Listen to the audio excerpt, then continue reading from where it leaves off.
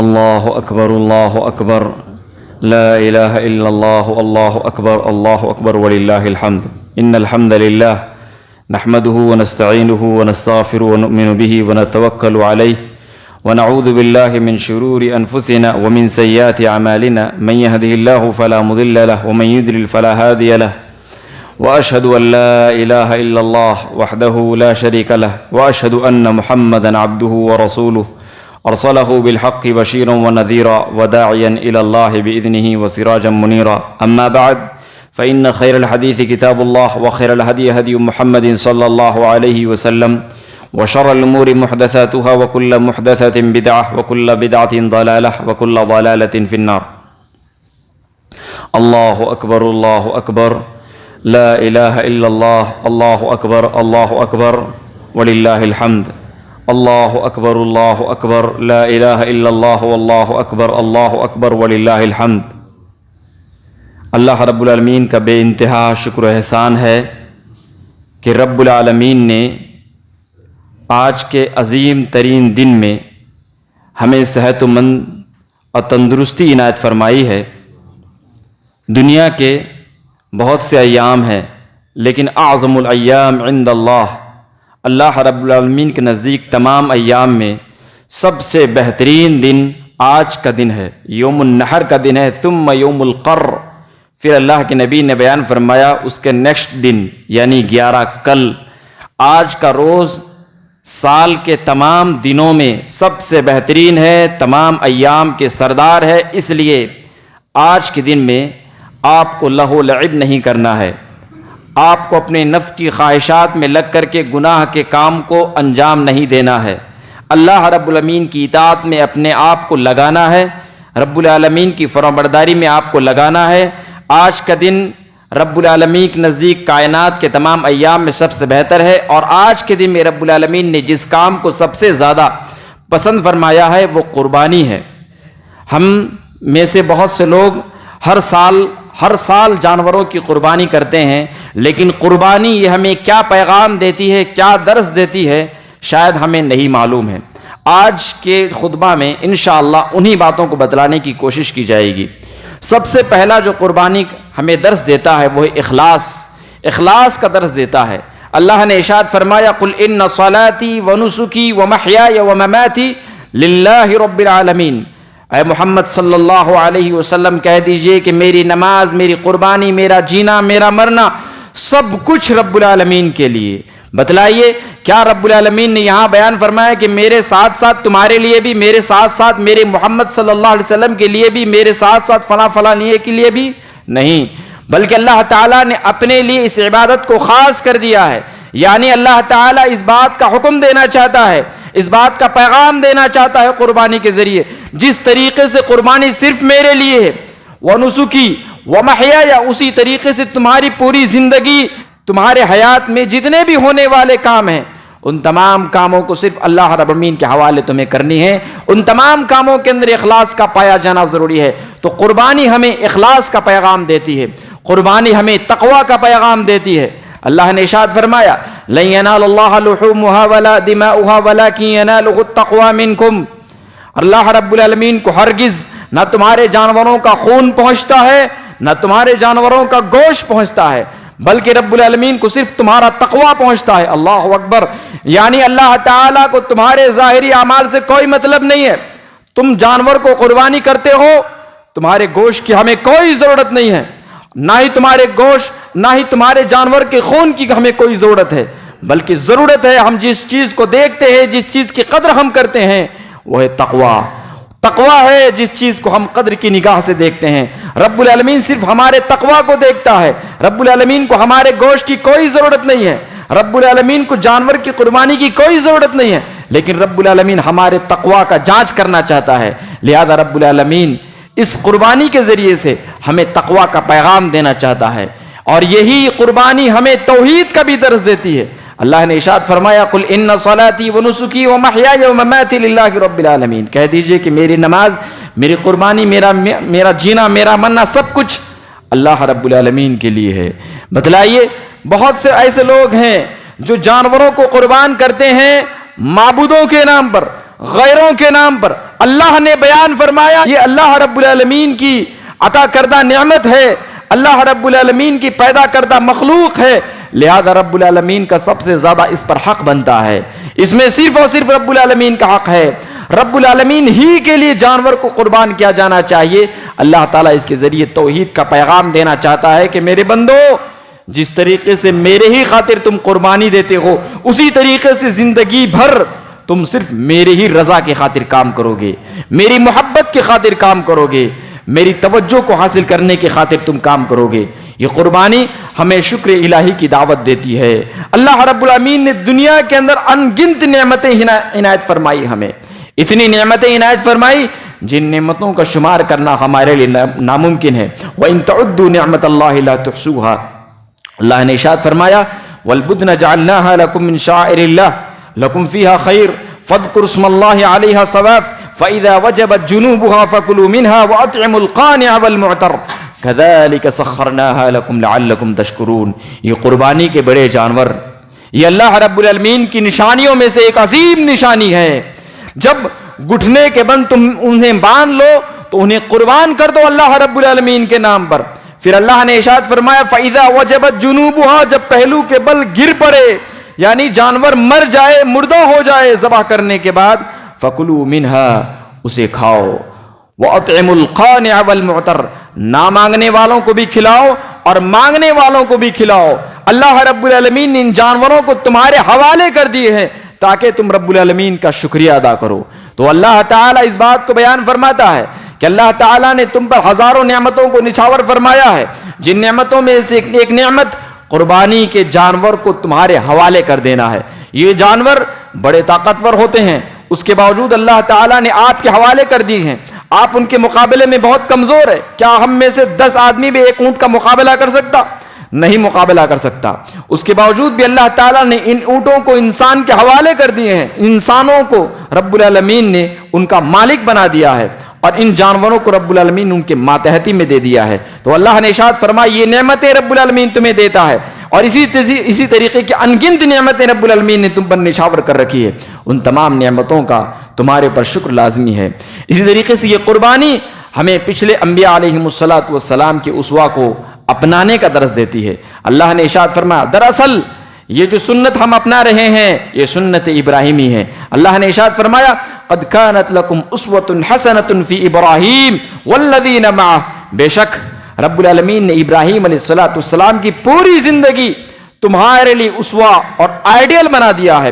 ان کے ساتھ میں رہنے والے جتنے بھی یعنی ابراہیم علیہ السلام کے جتنے بھی ساتھی ہیں ان تمام ساتھیوں کے اندر بھی اللہ تعالیٰ نے تمہارے لیے ایک عظیم پیغام رکھ دیا ہے. ان تمام لوگوں کو رب العالمین نے تمہارے لیے آئیڈیل بنا دیا ہے. اللہ اکبر. حضرت ابراہیم علیہ السلام کے ساتھ رہنے والے کون تھے؟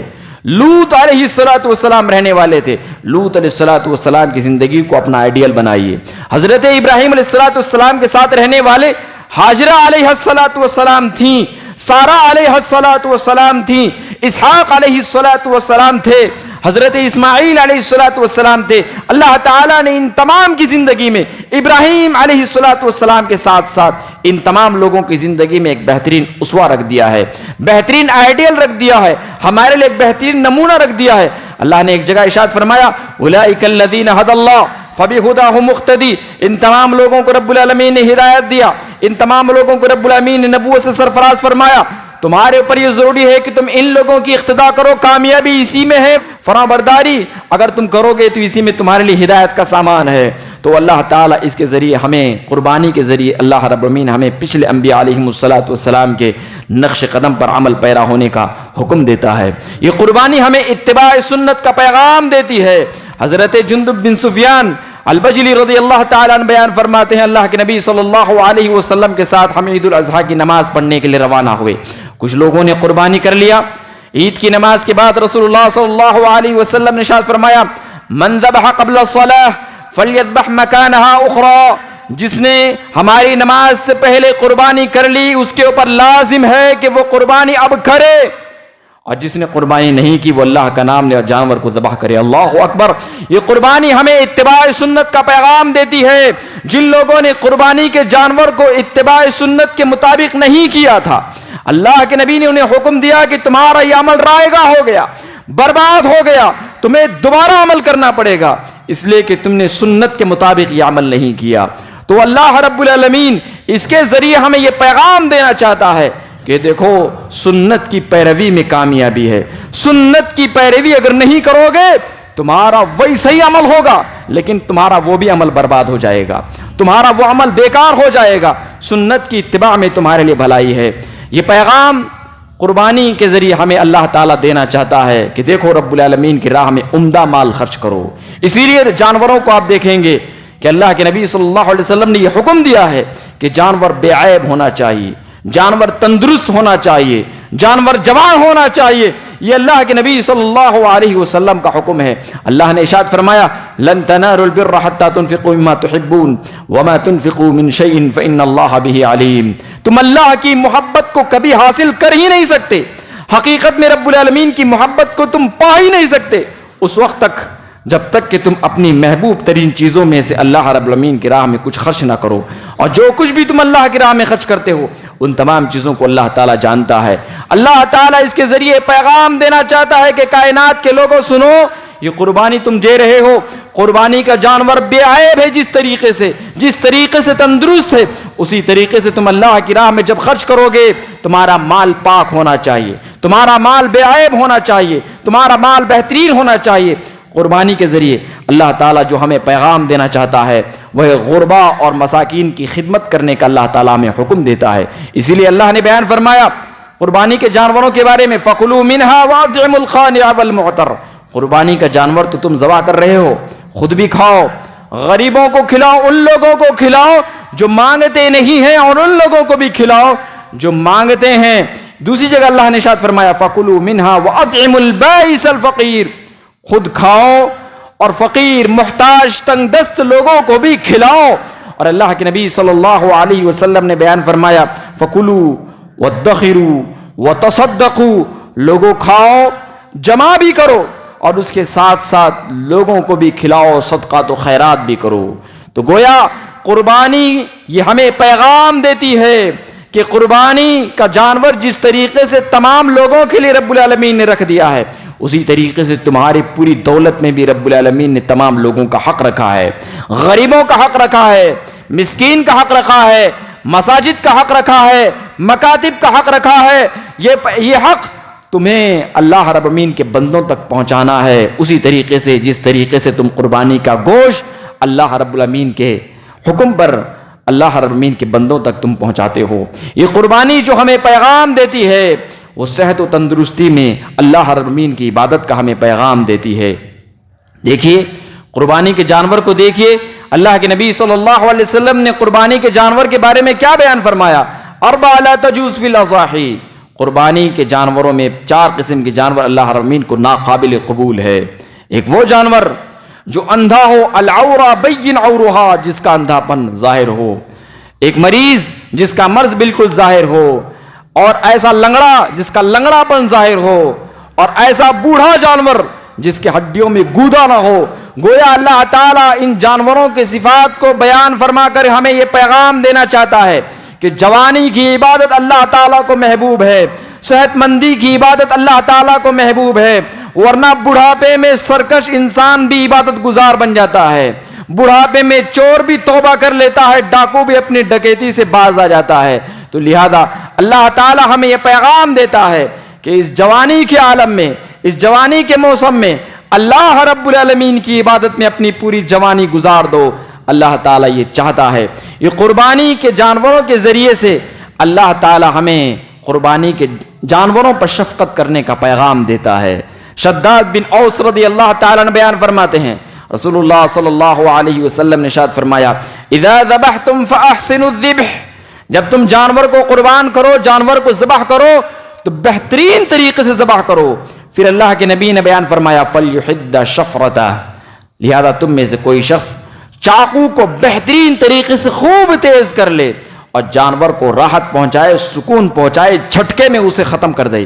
لہذا آدمی فوراً ذبح کرنے کے لیے جائے تو اتنا تیز رہنا چاہیے، چھری جیسے ہی حلق پر رکھے ویسے ہی فوراً کٹ جائے، اتنا تیز رہنا چاہیے۔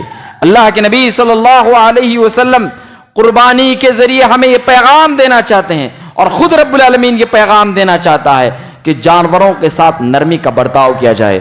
آپ کو وہ حدیث بہت ہی زیادہ اچھی طریقے سے معلوم ہوگی کہ بنی اسرائیل کا ایک شخص ایک کتے کو پانی پلایا، اور اس کتے کو پانی پلانے کی وجہ سے رب العالمین نے اس کے تمام گناہوں کو معاف فرما دیا۔ اللہ اکبر! جانوروں پر شفقت کرنے سے اللہ تعالیٰ کس قدر خوش ہوتا ہے اس کا آپ اندازہ بھی نہیں لگا سکتے۔ قربانی کے ذریعے اللہ تعالیٰ ہمیں یہ پیغام دینا چاہتا ہے کہ جس طریقے سے آج کے دن یہ جانور رب العالمین کے حوالے اپنی جان کرنے کو تیار ہے، اسی طریقے سے تمہیں بھی ایک دن تیار ہونا چاہیے، تمہیں بھی اپنے آپ کو تیار کرنا چاہیے۔ لہذا اللہ رب العالمین نے تو قرآن مجید کے اندر ارشاد فرمایا ان اللہ اشترى من المؤمنین انفسهم واموالهم بان لهم الجنہ، اللہ تعالیٰ نے مومنوں کے جان کو، مومنوں کے مال کو جنت کے بدلے میں خرید لیا ہے۔ اور اللہ رب العالمین کا خریدا ہوا تمہارا جان ہے، تمہارا مال ہے، تمہارا جان اور تمہارا مال یہ اللہ کا خریدا ہوا ہے جنت کے بدلے میں۔ اگر تم اپنی جان کو نہیں دو گے، اگر تم مال کو نہیں دو گے تو رب العالمین تمہیں جنت بھی نہیں دے گا۔ لہذا اللہ رب العالمین ہمیں یہ پیغام دینا چاہتا ہے، جس طریقے سے یہ جانور اللہ رب العالمین کی راہ میں قربان تم کر رہے ہو، اسی طریقے سے تم اپنے آپ کو بھی اللہ رب العالمین کی راہ میں قربان کرنے کے لیے تیار ہو جاؤ۔ یہ قربانی اس بات کا ہمیں پیغام دیتی ہے کہ اپنے جان، اپنے مال، اپنے اولاد سب کچھ رب العالمین کی راہ میں قربان کرنے کے لیے اپنے آپ کو تیار رکھنا ہوگا۔ اسی لیے حضرت ابراہیم علیہ السلام کو جب رب العالمین نے حکم دیا تو کیا حکم دیا؟ اپنے بیٹے کو ذبح کرو۔ بیٹے کو رب العالمین نے ذبح کرنے کا حکم دیا۔ رب العالمین سے حضرت ابراہیم علیہ السلام بہت زیادہ دعاؤں کے بعد، منتوں سماجتوں کے بعد ابراہیم علیہ السلام کو اللہ تعالیٰ نے ایک بیٹا عنایت فرمایا تھا، اسماعیل۔ اللہ نے ارشاد فرمایا فلما بلغ معه السعي قال يا بني اني ارى في المنام اني اذبحك فانظر ماذا ترى۔ ابراہیم علیہ السلام کے بیٹے جب چلنے پھرنے کے، دوڑ دھوپ کرنے کے لائق ہو گئے اپنے باپ کے ساتھ، تو رب العالمین نے انہیں خواب میں دکھلایا کہ وہ اپنے بیٹے کو ذبح کر رہے ہیں۔ فرمایا بیٹے تیری کیا رائے ہے؟ ستجدنی انشاءاللہ من الصابرین۔ بیٹے نے کہا کہ رب العالمین نے آپ کو حکم دیا ہے، آپ یہ کام کر گزریے، آپ مجھے انشاءاللہ صبر کرنے والے بندوں میں سے پائیں گے، صبر کرنے والے، صبر اختیار کرنے والے اللہ کے بندوں میں سے آپ پائیں گے۔ لہذا یہ قربانی ہمیں اس بات کا پیغام دیتی ہے، جس طریقے سے ابراہیم علیہ السلام نے اپنے بیٹے کو قربان کرنے کے لیے وقف کر دیا تھا، رب العالمین کی راہ میں قربان کرنے کے لیے تیار ہو گئے تھے، اسی طریقے سے آپ اسلام کی خاطر، اللہ کی رضا کے خاطر، اللہ رب العالمین کی محبت کے حصول کے لیے اپنے مال کو، اپنے جان کو، اپنے اولاد کو قربان کرنے کے لیے آپ کو تیار رہنا ہوگا۔ قربانی ہمیں اس بات کا پیغام دیتی ہے کہ ہم حرام چیزوں سے اپنے آپ کو دور رکھیں۔ لہذا 10 دن تک رب العالمین کا یہ حکم رہا۔ اللہ کے نبی صلی اللہ علیہ وسلم نے یہ فرمایا کہ آدمی کو چاہیے کہ جسم کے بالوں میں سے کوئی بال نہ کاٹے۔ ہم میں سے کتنے ایسے لوگ ہیں جو داڑھی چھلتے ہیں، داڑھی کاٹتے ہیں، لیکن الحمدللہ ان 10 دنوں پر ہم نے اللہ رب العالمین کے اس پیغام پر عمل کیا، اللہ کے نبی صلی اللہ علیہ وسلم کے اس فرمان پر عمل کیا۔ جیسے ہی 10 ذی الحجہ کا موقع آتا ہے، جانور کو قربان کرتے ہیں تو اپنی داڑھی کو بھی قربان کر دیتے ہیں۔ لہذا اللہ تعالیٰ اس عارضی چیز کے ذریعے ہمیں یہ پیغام دیتا ہے کہ جس طریقے سے رب العالمین کے پیغام پر تم نے عمل کیا ان 10 دنوں میں، اسی طریقے سے تمام ایام میں تمہیں رب العالمین کے پیغام پر عمل کرنا ہے۔ اسی طریقے سے قربانی ہمیں یہ پیغام دیتی ہے کہ ہم جس طریقے سے بے عیب جانوروں کو قربان کرتے ہیں، اسی طریقے سے اپنے آپ کو بھی بے عیب رکھنا ہوگا اللہ کی رضا کی خاطر، جب رب العالمین کی راہ میں اپنے جان کو وقف کرنے کے لیے آپ تیار ہو جائیں۔ اسی طریقے سے قربانی کا جانور ہمیں یہ پیغام دیتا ہے کہ ہم جس طریقے سے جانور کے گردن پر چھری چلاتے ہیں، اسی طریقے سے اپنے نفس کی گردن پر بھی چھری رکھ کر چھری چلا دیں۔ لہذا نفس کی پیروی نہ کریں، نفس کی اتباع نہ کریں، نفسانی چیزوں کے پیچھے نہ پڑیں، خواہشات نفس کو نہ اپنائیں۔ یقیناً اس کے اندر گمراہی ہے، بدبختی ہے، برا انجام ہے۔ اس کے اندر خلاصہ کلام یہ ہے کہ قربانی کے اندر رب العالمین نے اہم ترین دروس رکھے ہیں، ان تمام دروس کو ہمیں سمجھنے کی ضرورت ہے، اس پر عمل کرنے کی ضرورت ہے۔ اللہ تعالیٰ سے دعا ہے کہ رب العالمین تو دونوں جہان کی مصیبتوں سے ہماری حفاظت فرما، رب العالمین تو ہمیں ہدایت سے سرفراز فرما، صحت و عافیت عنایت فرما، دنیا کے ہر خطرناک مرض سے، مودی مرض سے ہماری حفاظت فرما، ہمارے بال بچوں کی حفاظت فرما، ہماری خواتین کی حفاظت فرما، ہمارے مالوں کی حفاظت فرما، ہمارے جانوں کی حفاظت فرما، ہمارے ملکوں کی حفاظت فرما، ہمارے بستیوں کی حفاظت فرما۔ رب العالمین تو دنیا کے اندر جس طریقے سے ہمیں بہترین رکھا ہے، آخرت میں بھی رب العالمین تو ہم سب کو اسی طریقے سے بہترین رہنے کی توفیق عنایت فرما۔ رب العالمین تو ہم سب کے دلوں کو جوڑ دے، ہم سب کو ایک اور نیک بنا دے۔ دنیا کے اندر رب العالمین تو ہمیں بہت سے آسائشیں عنایت فرمائی ہیں۔ رب العالمین تو ہمیں قبر کی زندگی میں، آخرت کی زندگی میں بے حساب آسائشیں عنایت فرما۔ رب العالمین تو ہمارے لیے رحمتوں کے دروازوں کو کھول دے، برکتوں کے دروازوں کو کھول دے۔ ہمیں بیمار بہت سے لوگ ہیں، رب العالمین تو انہیں شفاء عاجلہ عافیہ عنایت فرما۔ ہمیں بہت سے لوگ مقروض ہیں، رب العالمین تو ان کے قرض کو اپنے رحم و کرم سے دور فرما دے۔ رب العالمین تو ان سب پر رحم فرما، ان کو قرض کے بوجھ سے محفوظ فرما۔ رب العالمین اس لاک ڈاؤن کی وجہ سے بہت سے لوگ بے روزگار ہو گئے ہیں، تو رب العالمین تو انہیں بہترین روزگاری عنایت فرما، غیب سے ان کی مدد فرما۔ رب العالمین تو ہمیں ایک بہترین رہنما عنایت فرما، جس رہنما کے پیچھے چل کر کے حضرت عیسیٰ اور محمد صلی اللہ علیہ وسلم کے نقش قدم کی ہم پیروی کریں۔ رب العالمین تو ہمیں بہترین خلیفۃ المسلمین عنایت فرما۔ رب العالمین تو ہمارے تمام گناہوں کو معاف فرما۔ رب العالمین تو ہمیں ہمارے تمام قربانیوں کو قبول فرما، ہماری تمام عبادتوں کو شرف قبولیت سے نواز دے۔ ہر قسم کے عذاب سے ہماری حفاظت فرما، ہر قسم کی فتنوں سے ہماری حفاظت فرما۔ دنیا و آخرت میں ہمیں ہر قسم کی بھلائی عنایت فرما۔ ہدایت کے بعد ہم سب کو گمراہی سے محفوظ فرما، اور ہدایت پر ہم سب کو جمع رہنے کی توفیق عنایت فرما۔ ربنا تقبل منا انک انت السمیع العلیم وتب علینا انک انت التواب الرحیم۔ إن الحمد لله نحمده ونستعينه ونستغفره ونؤمن به ونتوكل عليه ونعوذ بالله من شرور أنفسنا ومن سيئات أعمالنا من يهده الله فلا مضل له ومن يضلل فلا هادي له وأشهد أن لا إله إلا الله وحده لا شريك له وأشهد أن محمدا عبده ورسوله أرسله بالحق بشيرا ونذيرا وداعيا إلى الله بإذنه وسراجا منيرا ربنا لا تزغ قلوبنا بعد إذ هديتنا وهب لنا من لدنك رحمة إنك أنت الوهاب ربنا آتنا في الدنيا حسنة وفي الآخرة حسنة وقنا عذاب النار اللهم اهدني اللهم عافني في جسدي اللهم عافني في جسدي اللهم عافني في بدني اللهم عافنا في جسدنا اللهم عافنا في بدننا اللهم احفظنا من البلاء اللهم احفظنا من البلاء رب العالمین تو ہم سب کو کورونا وائرس کی بیماری سے محفوظ فرما۔ رب العالمین تو ہمیں دنیا و آخرت کے تمام آفتوں سے ہماری حفاظت فرما، ہمارے غریبوں کی ہم سب کو خیال رکھنے کی توفیق عنایت فرما، ہمارے مالداروں کو تیری راہ میں خوب خرچ کرنے کی توفیق عنایت فرما۔ لہذا آپ حضرات کو یہ بات معلوم ہوگی کہ مسجد کے اندر بہت سے کام ابھی باقی ہیں، چونکہ 2 خطبہ دیا جانا ہے اس لیے میں نے 2 خطبہ دیا ہے، لہذا دوسرے خطبے میں نے مناسب سمجھا کہ کچھ دعائی الفاظ کہہ دیں اور کچھ اعلانات بھی آپ حضرات کو یوں ہی بیان کر دوں کہ مسجد کے اندر بہت سے اخراجات ہیں۔ مسجد اللہ رب العالمین کا گھر ہے، اور اللہ رب العالمین کے گھر میں جو انسان اپنی دولت کو صرف کرتا ہے وہ انسان خوش نصیب ہے۔ اگر کوئی انسان رب العالمین کے گھر کو بنانے کے خاطر اپنی دولت میں سے تھوڑا سا حصہ بھی خرچ کرتا ہے، انشاءاللہ اللہ رب العالمین اس کے لیے جنت کے اندر گھر بنائے گا۔ کمف حسن اوقات اللہ کے نبی نے بیان فرمایا، اگر تم دنیا کے اندر رب العالمین کے گھر کو ایک چڑیا کے گھونسلے کے برابر بھی تم بناؤ گے، یعنی اللہ رب العالمین کی راہ میں تم اتنا بھی خرچ کرو گے کہ ایک چڑیا کا گھونسلہ بن جائے، اتنا سا 2-4 اینٹ اللہ رب العالمین کی راہ میں خرچ کرو گے، اس پر بھی رب العالمین تمہارے لیے جنت کے اندر گھر بنائے گا۔ خوش نصیب وہ لوگ جو اللہ رب العالمین کی راہ میں اللہ رب العالمین کے گھروں کو تعمیر کرنے کے لیے خرچ کرتے ہیں۔ اس مسجد کے بھی تعمیراتی کام میں بہت سے چیزیں باقی ہیں، آپ جیسے کہ اوپر دیکھ رہے ہیں کہ شیڈ لگایا گیا ہے، لیکن بہت سے کام ابھی باقی ہیں، آپ حضرات کے تعاون کی ضرورت ہے۔ آج کے دن اللہ کے نبی صلی اللہ علیہ وسلم حضرت بلال حبشی رضی اللہ تعالیٰ عنہ کو لے کر کے حکم دیا اس بات کا کہ تمام صحابہ کرام سے چندہ کلیکٹ کرو، لہذا صحابہ کرام سے حضرت بلال حبشی رضی اللہ تعالیٰ اور دیگر صحابہ کرام نے چندہ کلیکٹ کیا۔ اسی طریقے سے اللہ کے نبی صلی اللہ علیہ وسلم خود حضرت بلال حبشی رضی اللہ تعالیٰ عنہ کو لے کر عورتوں میں چلے گئے۔ آپ صلی اللہ علیہ وسلم نے عورتوں کو بہترین درس دیا، بہترین واعظ و نصیحت فرمایا۔ پھر آپ صلی اللہ علیہ وسلم نے حضرت بلال حبشی سے کہا کہ ان عورتوں سے بھی چندہ کلیکٹ کرو، لہذا عورتوں سے بھی چندہ کلیکٹ کیا گیا۔ صحابہ کرام کا یہ کہنا ہے، حضرت بلال حبشی رضی اللہ عنہ خود یہ فرماتے ہیں کہ میں نے عورتوں کو دیکھا کہ اپنے کانوں سے بالیاں اتار اتار کر، اپنے سونے کی بالیوں کو اتار اتار کر وہ رب العالمین کی راہ میں خرچ کر رہی تھیں۔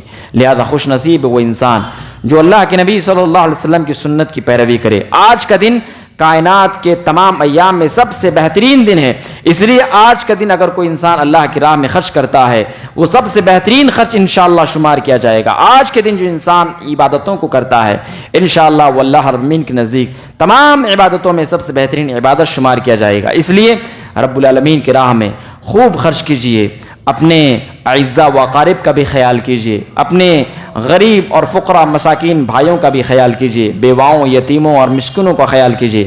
اللہ تعالیٰ سے دعا ہے کہ دنیا و آخرت میں ہمیں ہر قسم کی بھلائی عنایت فرمائے اور موت کے بعد ہم سب کا ٹھکانہ جنت الفردوس بنائے۔ ربنا هب لنا من ازواجنا وذرياتنا قرة اعين واجعلنا للمتقين اماما ربنا اصرف عنا عذاب جهنم ان عذابها كان غراما انها ساءت مستقرا ومقاما ربنا تقبل منا انك انت السميع العليم وتب علينا انك انت التواب الرحيم وصلى الله على نبينا محمد وعلى اله وصحبه اجمعين۔